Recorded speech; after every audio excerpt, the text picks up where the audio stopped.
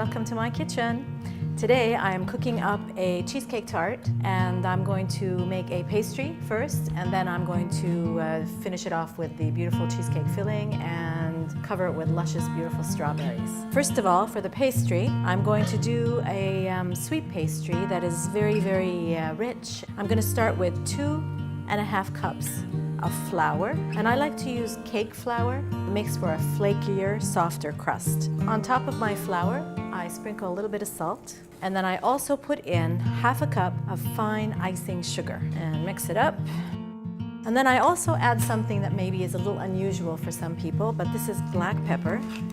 And I crush in some black pepper because the black pepper gives it a nice little zing. So I have here 1 cup of unsalted cubed butter. You can whiz it a couple of times in the food processor and it would do the same thing, but I like to work with my hands. So what you do is you rub the butter into the flour, and you're trying to coat each particle of flour with butter. So I'm not kneading it, I'm just gently rubbing it in. I make a hole in the center. I'm going to be using 2 whole eggs, and I'm going to crack them right into the center. With my fork, first start by beating the egg, and then once that's done, start incorporating the flour butter mixture over the egg, and lightly with the fork, you're just trying to bring everything together. Before I put it out, what I do with my hands is I just mush it together just to bring it together. Start with a little bit of flour and just pour it out, and it still looks like a crumbly mess. You just gather and bring it together. And once it has formed into one big ball, form it into a disc, and then I'm going to put them in cling wrap. Just flatten it out as best as you can, and that's it. And this goes into the fridge to rest for a couple of hours before it is ready. 2 hours later, my pastry is nice and cold and rested, and try to keep it cold and work fast. Be generous with the flour, and I also put a little bit on my rolling pin. So you start really slow and gentle, and don't press out too much and try to stretch the dough. Every once in a while, I grab my tart shell, and I see that I still have to do a little bit more rolling. So to pick up my dough, all I do basically is wrap the dough around the rolling pin, bring my tart shell here, and just gently lay it in without stretching the dough, ever so carefully, picking it up and allowing it to fall gently inside the tart shell.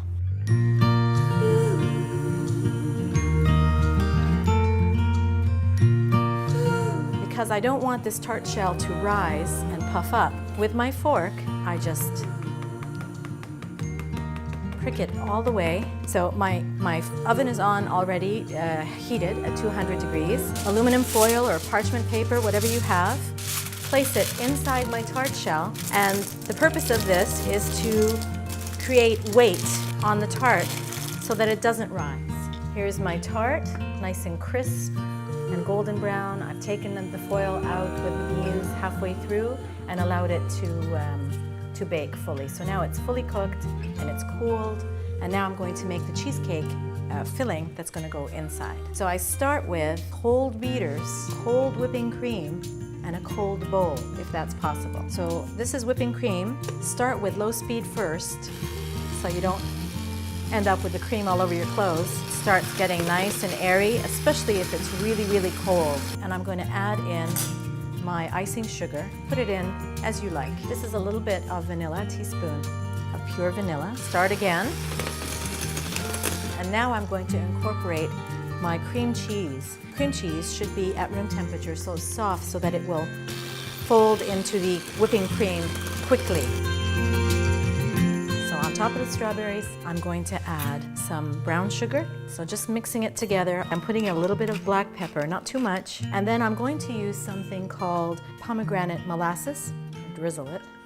And that too is going to help create this beautiful sauce that's going to happen right in front of our eyes.